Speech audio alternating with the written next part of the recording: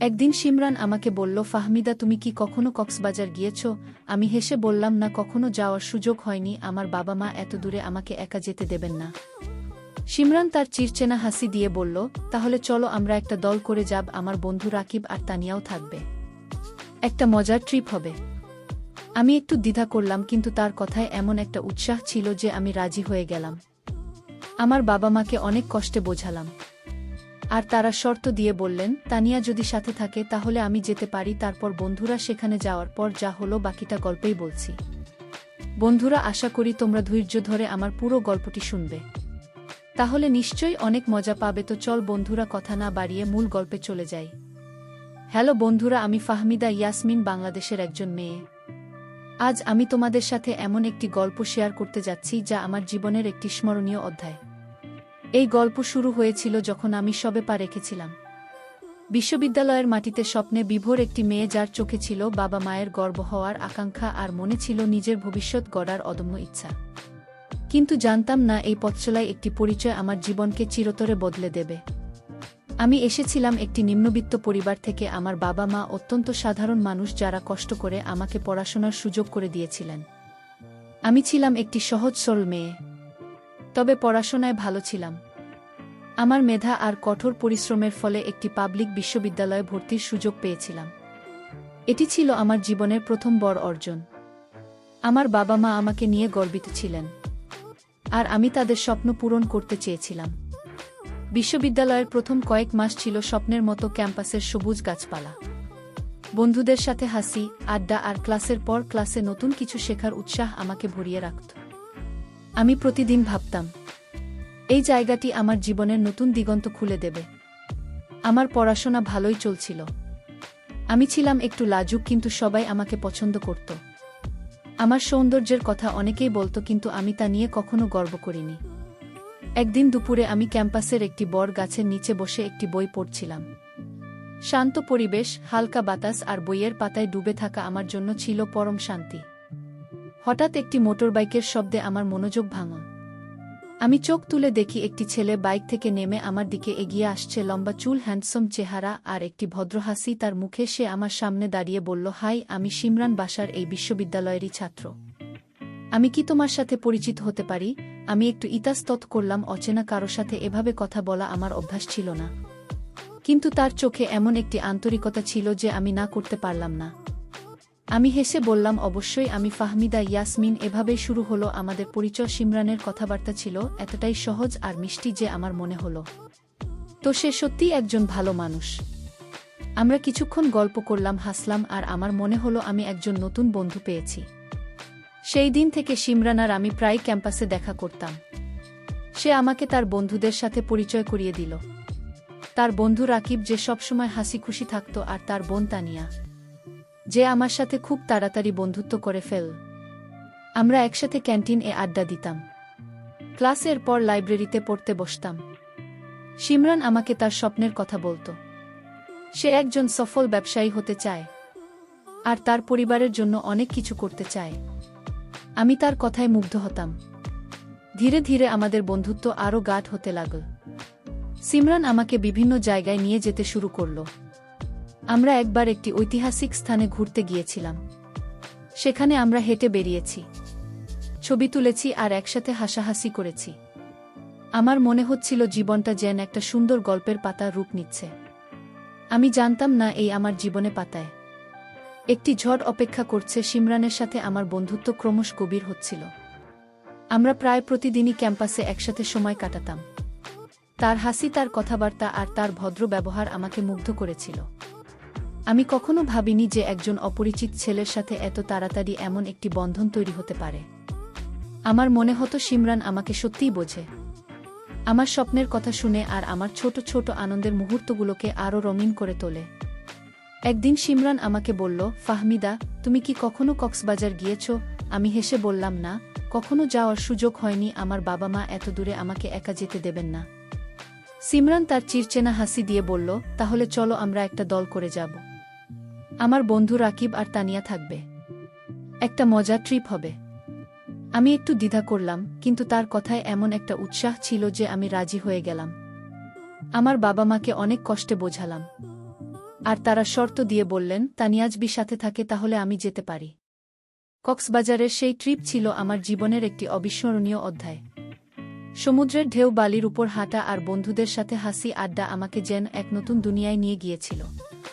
শিমরান আমার পাশে থাকত, আমাকে সমুদ্রের গল্প বলতো আর বলতো, ফাহমিদা তুমি জানো সমুদ্রের মতোই জীবন, কখনো শান্ত কখনো ঝড়ো, কিন্তু তুমি যদি ঢেউয়ের সাথে নাচতে শিখে যাও তাহলে সবকিছু সুন্দর লাগবে। তার কথাগুলো আমার মনে গেঁথে যেত। আমি ভাবতাম সে কতটা জ্ঞানী, কতটা সুন্দর করে জীবনকে দেখে। ট্রিপের একটি সন্ধ্যায় আমরা সবাই মিলে সমুদ্রের পাশে বসে গান গাইছিলাম। তানিয়া তার গিটারের সুর তুলছিল আর রাকিব মজার মজার গল্প বলছিল। শিমরান হঠাৎ আমার দিকে তাকে বলল, ফাহমিদা তুমি সত্যিই অনেক স্পেশাল, তোমার মতো মেয়ে আমি আগে কখনো দেখিনি। আমি লজ্জায় মাথা নিচু করে ফেললাম। আমার মনে হলো তার কথায় একটা আলাদা অনুভূতি আছে। সেই মুহূর্তে আমার হৃদয়ে কিছু একটা নড়ে উঠল। আমি বুঝতে পারলাম আমি শিমরানের প্রতি দুর্বল হয়ে পড়ছি। কক্সবাজার থেকে ফিরে এসে আমাদের বন্ধুত্ব আরও গভীর হল। আমরা প্রায়ই ক্যাম্পাসের বাইরে ঘুরতে যেতাম, কখনো কোনো পার্কে, কখনো নদীর ধারে, আর কখনো শহরের কোনো ছোট রেস্টুরেন্টে। শিমরান আমাকে তার পরিবারের গল্প বলত, তার ছোটবেলার স্মৃতি শেয়ার করত। আমিও আমার গল্প বলতাম, আমার বাবা মায়ের স্ট্রং রাম, আমার স্বপ্ন আর আমার ভয়। আমার মনে হতো শিমরান আমাকে সত্যিই বোঝে। সে আমার কথা মন দিয়ে শুনত আর আমাকে সব সময় হাসাতে পারত। একদিন আমরা একটি ঐতিহাসিক স্থানে ঘুরতে গিয়েছিলাম।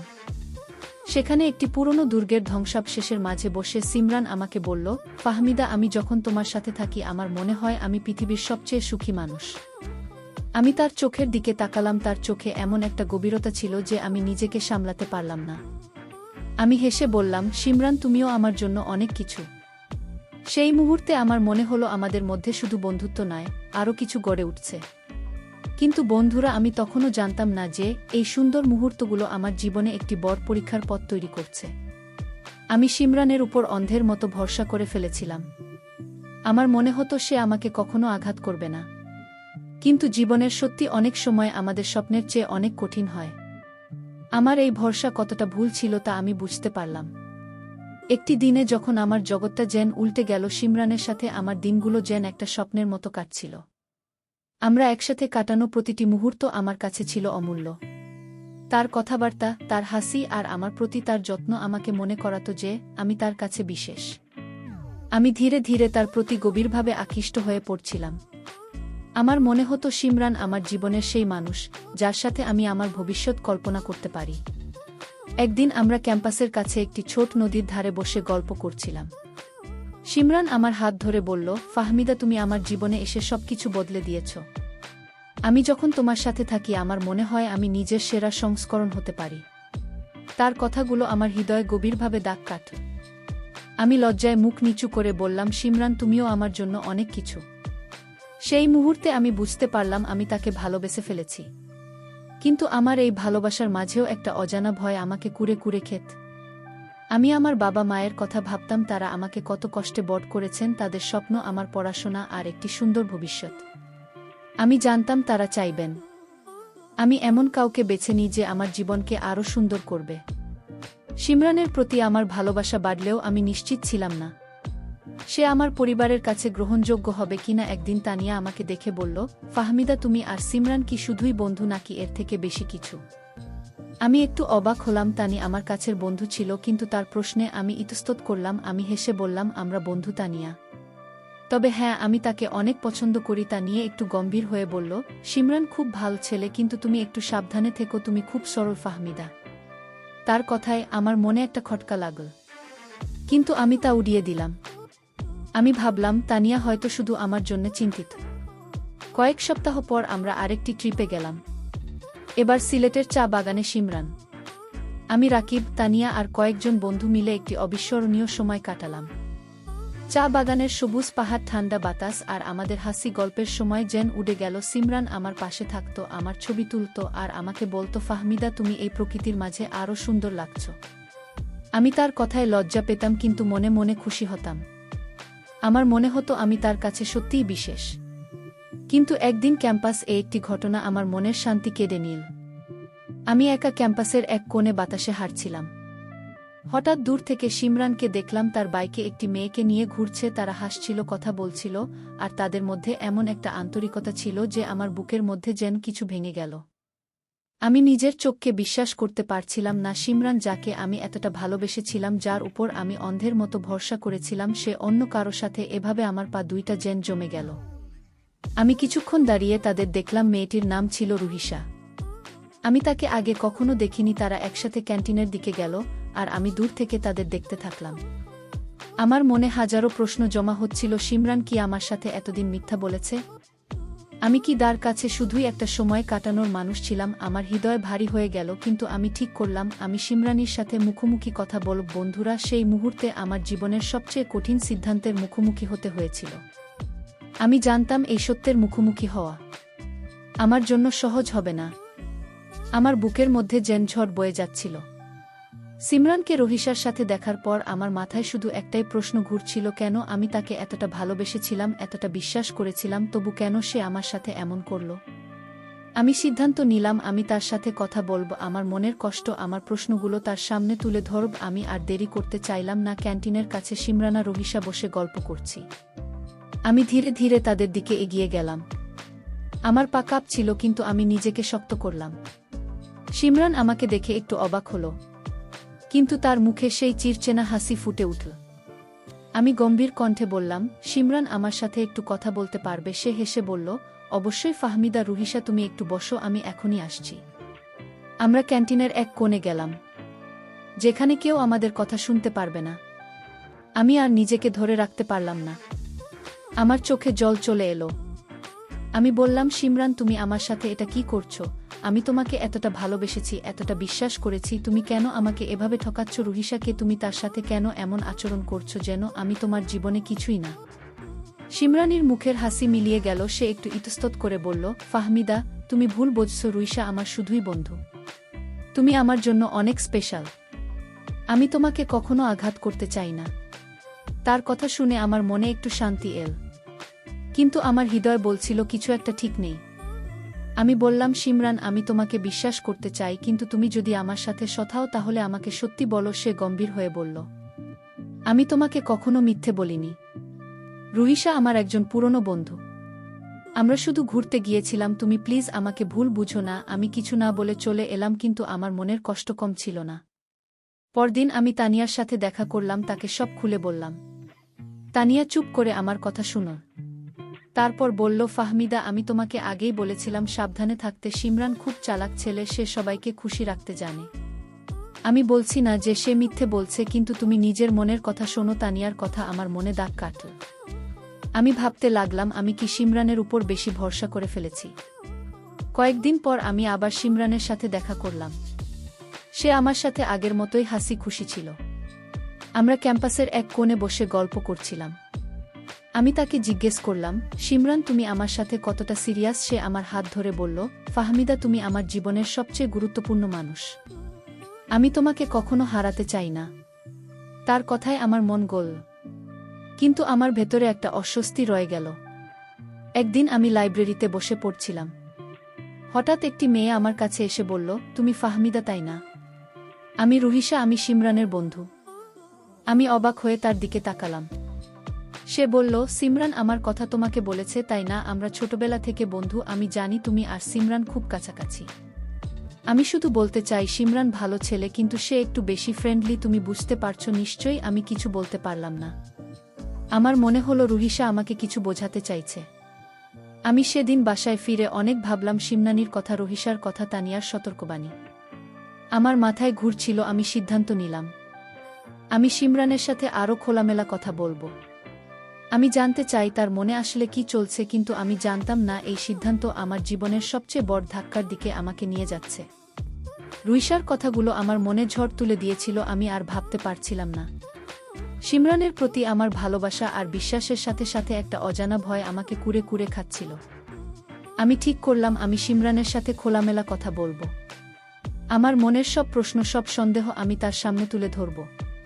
আমি আর অপেক্ষা করতে পারছিলাম না। পরদিন ক্যাম্পাসে শিমরানের সাথে দেখা হলো। সে আমাকে দেখে তার স্বাভাবিক হাসি দিয়ে বলল, ফাহমিদা, কেমন আছো? অনেকদিন পর তোমাকে এমন গম্ভীর দেখছি। আমি হাসতে চেষ্টা করলাম কিন্তু আমার মুখের হাসি ম্লান ছিল। আমি বললাম, শিমরান, আমার তোমার সাথে কিছু গুরুত্বপূর্ণ কথা আছে। আমরা কোথাও শান্ত জায়গায় বসতে পারি? সে একটু অবাক হল, কিন্তু রাজি হয়ে বলল, চলো ক্যাম্পাসের পুকুর পাড়ে বসি। আমরা পুকুরের ধারে একটি বেঞ্চে বসলাম। আমি গভীর শ্বাস নিয়ে বললাম, শিমরান, আমি তোমাকে অনেক ভালোবাসি। তুমি আমার জীবনে এসে আমার দিনগুলোকে রঙিন করে দিয়েছ। কিন্তু আমার মনে কিছু প্রশ্ন ঘুরছে। রুহিসার সাথে তোমার সম্পর্কটা কি? তুমি কেন আমাকে তার কথা আগে বলনি? শিমরান একটু চুপ করে রইল। তারপর বলল, ফাহমিদা, আমি তো তোমাকে বলেছি রুহিসা আমার পুরনো বন্ধু। আমরা কেবল একসাথে ঘুরেছি। তুমি কেন এত চিন্তা করছো?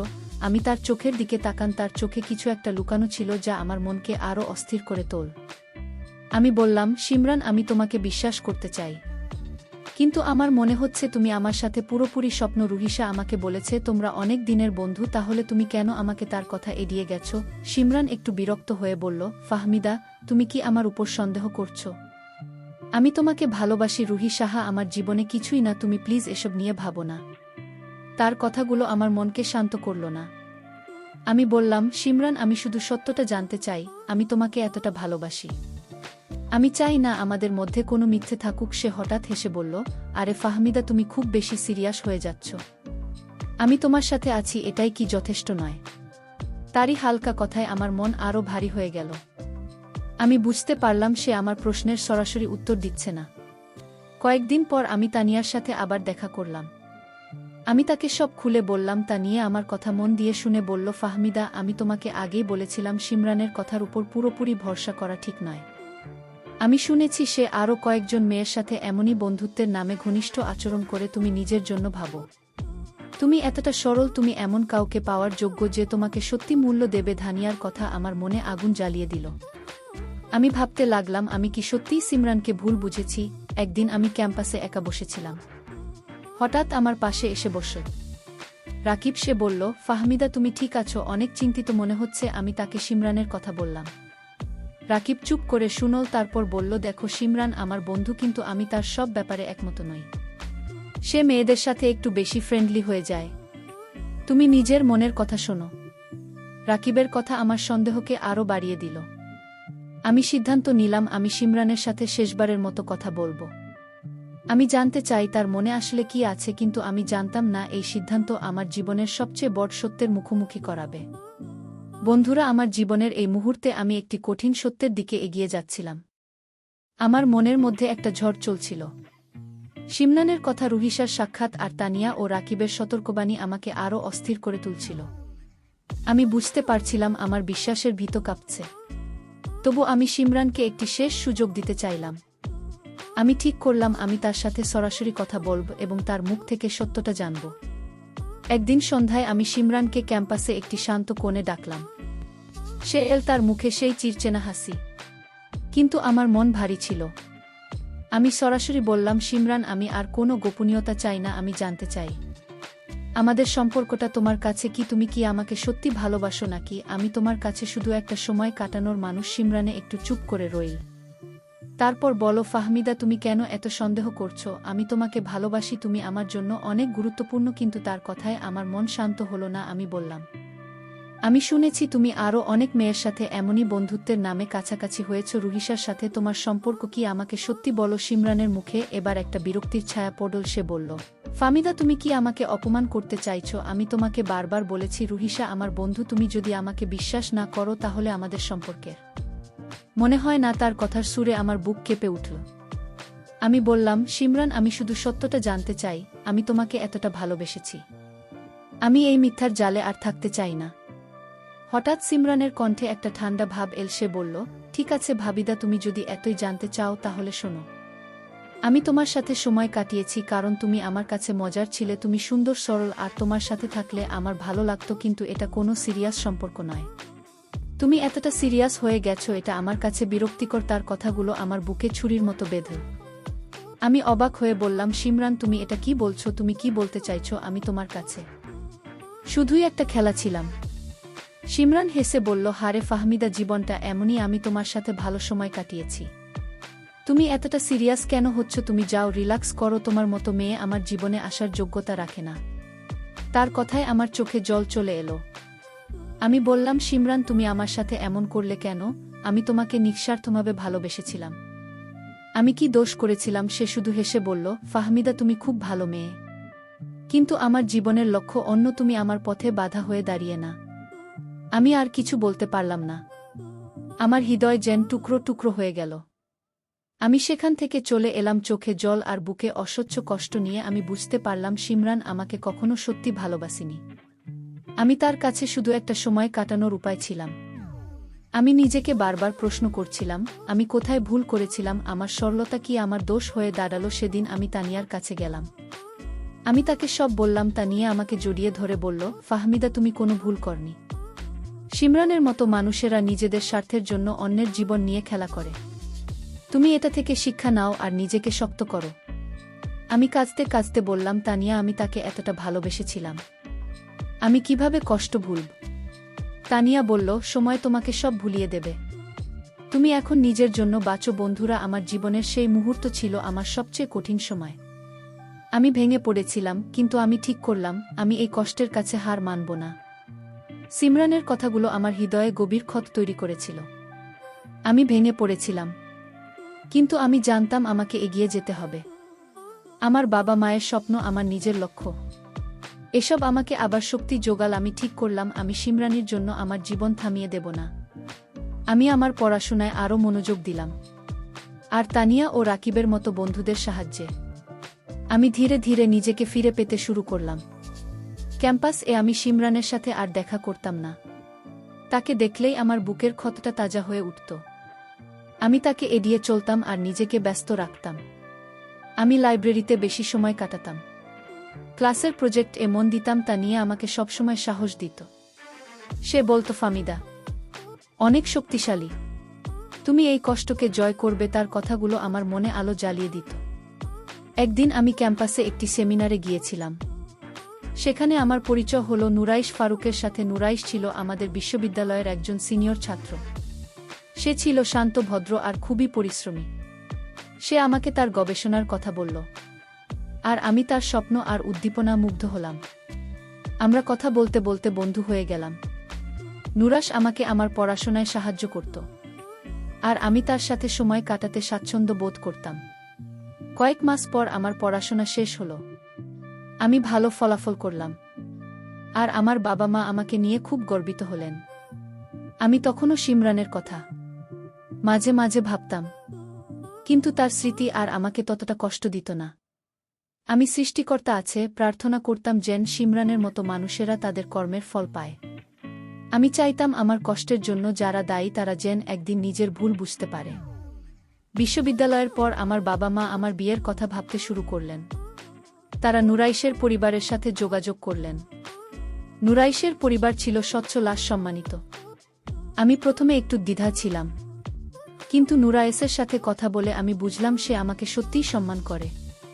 সে আমার স্বপ্নকে গুরুত্ব দিত, আর আমার অতীত নিয়ে কখনো প্রশ্ন করত না।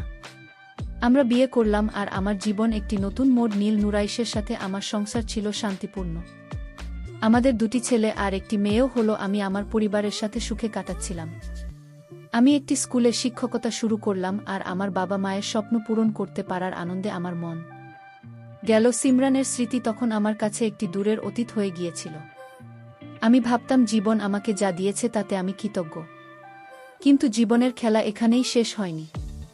একদিন প্রায় 12 বছর পর আমি মার্কেট থেকে কেনাকাটা করে রিকশায় বাসায় ফিরছিলাম।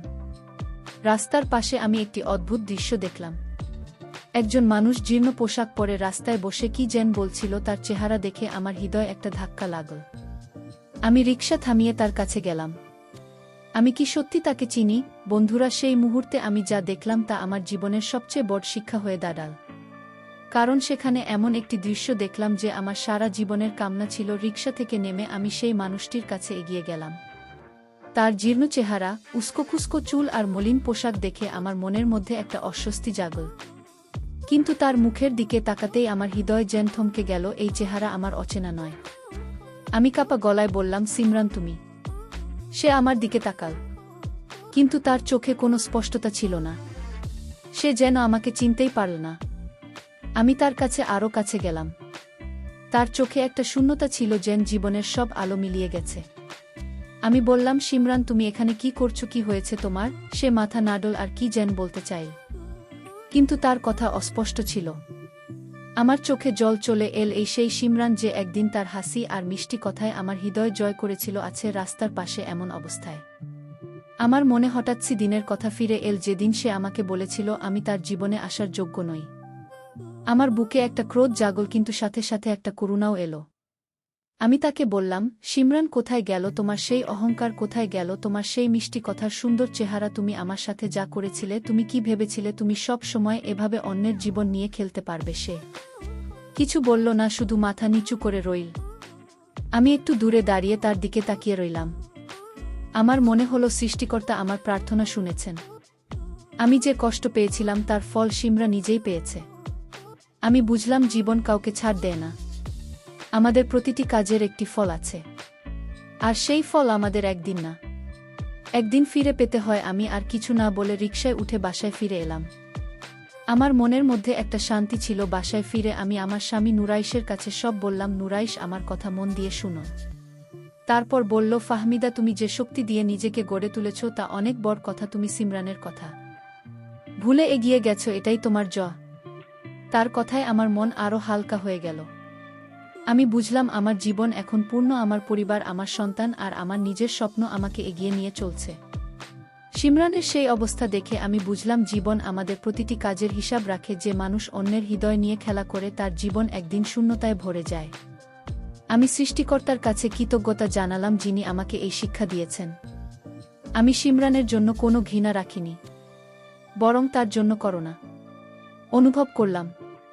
বন্ধুরা, সবশেষে আমি তোমাদেরকে বলব, আমাদের জীবনে সৌন্দর্য, মিষ্টি কথা আর গুণ থাকতে পারে, কিন্তু এগুলো দিয়ে কখনো কারো জীবন নিয়ে খেলা করা উচিত নয়।